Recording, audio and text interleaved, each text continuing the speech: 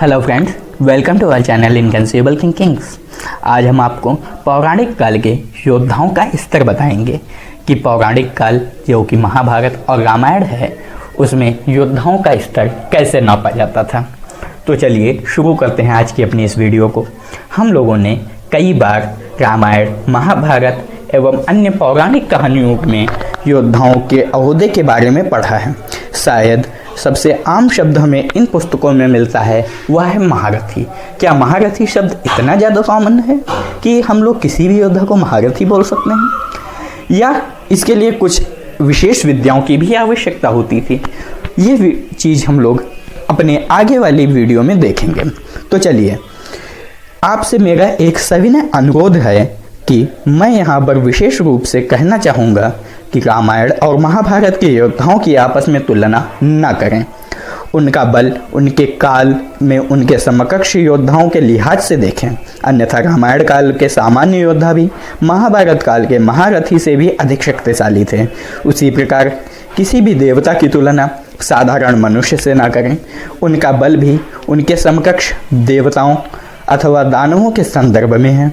यह भी ध्यान रखें कि किसी भी योद्धा को न केवल उसके शारीरिक बल से अपितु उसके द्वारा प्राप्त दिव्य अस्त्रों के आधार पर भी प्रमाणित किया जाता है।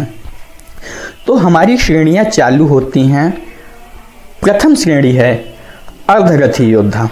एक अर्धरथी योद्धा प्रशिक्षित योद्धा होता था जो एक से अधिक अस्त्र अथवा शस्त्रों का प्रयोग करना जानता हो, अथवा वो एक साथ युद्ध में 2500 सैनिकों का सामना अकेले कर सकता हूँ।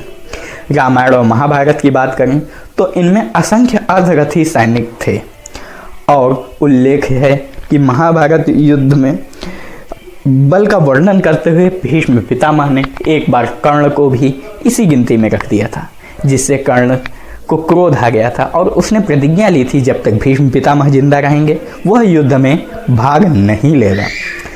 दूसरी श्रेणी हमारी आती है रथी योद्धा। एक ऐसा योद्धा जो 2 अर्धरथियों के बराबर होता था, अर्थात वह एक साथ 5000 सैनिकों का सामना कर सकता था। इसके अतिरिक्त उनकी योग्यता में कम से कम 2 अस्त्र और शस्त्रों को चलाने में पारंगत हो। महाभारत काल में दुर्योधन एवं दुशासन को छोड़कर सारे कौरव रथी योद्धा ही थे।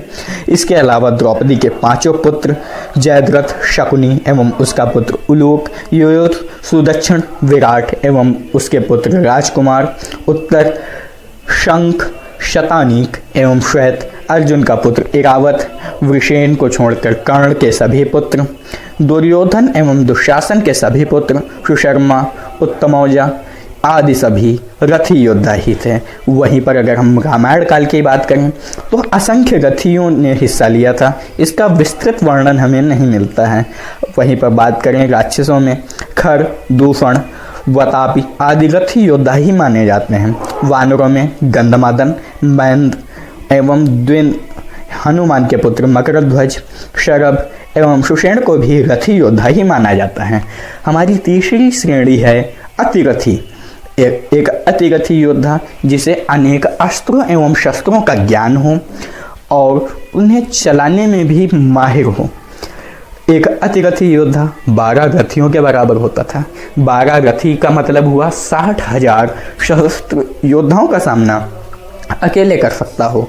महाभारत काल में युधिष्ठिर, नकुल, सहदेव, घटोत्कच, दुशासन, विराट, द्रुपद, धृष्टद्युम्न, शिखंडी, कर्ण का पुत्र विदसेन, मद्रराज शल्य, कृतवर्मा, कृपाचार्य, शिशुपाल एवं उसका पुत्र धृष्टकेतु, रुक्मी, शिखंडी, सात्विकी, भीष्म के चाचा नरकासुर, राक्षस, प्रद्युम्न, कीचक आदि ये सभी रथी योद्धा ही थे।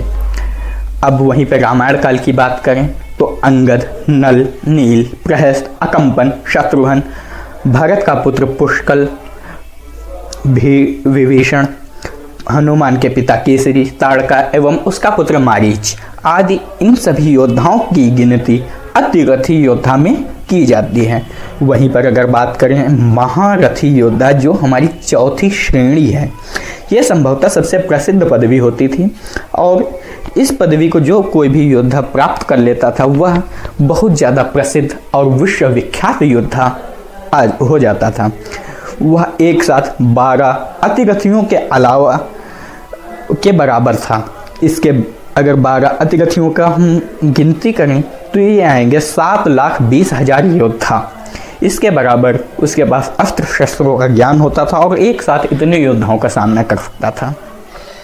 इसके अतिरिक्त जिस किसी भी योद्धा के पास ब्रह्मास्त्र का ज्ञान होता था वह भी इसी श्रेणी में आ जाता था। वहीं पर महाभारत की बात करें तो दुर्योधन, अश्वत्थामा, भगदत्त, जरासंध, अभिमन्यु, बर्बरीक आदि सब महारथी योद्धा थे।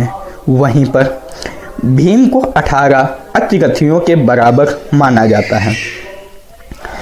बलराम, गुरु द्रोण, अर्जुन और कर्ण दो महारथियों के बराबर थे। भीष्म पितामह 3 महारथियों के समकक्ष माना जाता है। रामायण काल में ऋतराज, जामवंत, भरत, सुग्रीव, लव और कुश, अतिकाय आदि महारथी योद्धा थे। कुंभकर्ण को 3, रावण को 4 और बाली को 6 महारथियों के बराबर माना जाता है। अन्य योद्धाओं में लक्ष्मण, हनुमान, परशुराम के विषय में थोड़ा सा मतभेद है। अधिकतर जगह इन्हें अति महारथी की श्रेणी मिलती है तो कुछ जगह इन्हें 9 महारथियों के बराबर भी माना जाता है। 5वीं श्रेणी हमारी आती है अति महारथी योद्धा की। यह श्रेणी अत्यंत दुर्लभ होती थी। अति महारथी योद्धा उसे कहा जाता था जो अकेले बराबर 12 महारथियों के बराबर होता था। योद्धाओं मतलब इसका अगर हम लोग गिनती करें तो ये आएगा 86,40,000 सशस्त्र योद्धाओं का सामना अकेले कर सकता था। और इसका कुछ महाभारत में पौराणिक संदर्भ नहीं मिलता है। वहीं पर जिस किसी भी के पास पाशुपातास्त्र, ब्रह्मास्त्र और नारायण अस्त्र का ज्ञान होता था वह भी अति महारथी की श्रेणी में आता था। द्रोण और बलराम के बारे में भी कोई सटीक जानकारी नहीं है। केवल रामायण काल में मेघनाथ की गिनती निर्विवाद रूप से अति महारथी योद्धाओं में की जाती है क्योंकि उसके पास इन तीनों अस्त्रों का ज्ञान था। लक्ष्मण से आखिरी युद्ध के दौरान उसने इन तीनों अस्त्रों का प्रयोग किया था। वहीं पर लक्ष्मण के पास केवल नारायण अस्त्र और ब्रह्मास्त्र का ज्ञान था। उनके पास पाशुपातास्त्र का ज्ञान नहीं था। अब आपके मन में सवाल आएगा कि जब मेघनाथ ने तीनों अस्त्र उन पे छोड़े थे तो लक्ष्मण पे कोई असर क्यों नहीं हुआ था? क्योंकि युद्ध के पहले ही कुबेर जी ने पाशुपातास्त्र का ज्ञान लक्ष्मण जी को दे दिया था। इसके अतिरिक्त भगवान विष्णु के अवतार विशेषकर वराह, नरसिंह, राम, कृष्ण एवं कहीं कहीं परशुराम को भी अति महारथी की श्रेणी में रखा जाता है। देवताओं में कार्तिकेय, गणेश, वैदिक युग में इंद्र, सूर्य, यम, अग्नि एवं वरुण को भी अति महारथी योद्धा माना जाता है। आदिशक्ति की 10 महाविद्याओं और रुद्रावतार विशेषकर वीरभद्र और हनुमान को भी अति महारथी योद्धा माना जाता है। महारथी ये हमारी 6ठी श्रेणी है जो उच्चतम श्रेणी है। इस श्रेणी में ये किसी भी प्रकार के योद्धा के लिए सबसे दुर्लभ होता था। महारथी योद्धा उसे कहा जाता था जो 24 अति महारथियों के बराबर होता था। 24 अति महारथियों का मतलब हुआ 20,73,60,000 सशस्त्र योद्धाओं का सामना अकेले कर सकता हूँ। इसके साथ ही समस्त प्रकार की दैवीय एवं महाशक्तियाँ उसके अधीन हों। आज तक पृथ्वी पर ऐसा कोई योद्धा या अवतार इस स्तर का नहीं हुआ है। इसका एक कारण यह भी है कि अभी तक 24 अति महारथी एक काल में तो क्या पूरे कल्प में नहीं हुए हैं। केवल त्रिदेव जो कि ब्रह्मा, विष्णु एवं रुद्र हैं आदि शक्ति को ही इतना शक्तिशाली समझा जाता था। यह हमारा विभाजन था योद्धाओं का। 6 श्रेणियों में हमने इसे विभाजित किया है। आपको यह जानकारी कैसी लगी हमें ज़रूर बताइएगा। अगर आपको यह वीडियो अच्छी लगी हो then please like, share and subscribe. And this is Himanshu Pathak signing of.